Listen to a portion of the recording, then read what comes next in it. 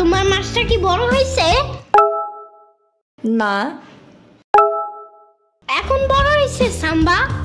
না। এখন বড় হয়েছে তাইলে?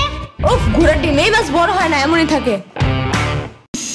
এই মাছটাকে গরম পানিতে দিলে কি হবে সাম্বা?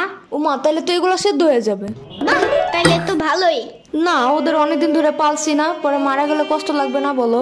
কিছু যায় আসে না, ওর টেস্টটা কেমন আমরা সবাই একটু জানতে চাই। আইসে বলো, দেখতে গা।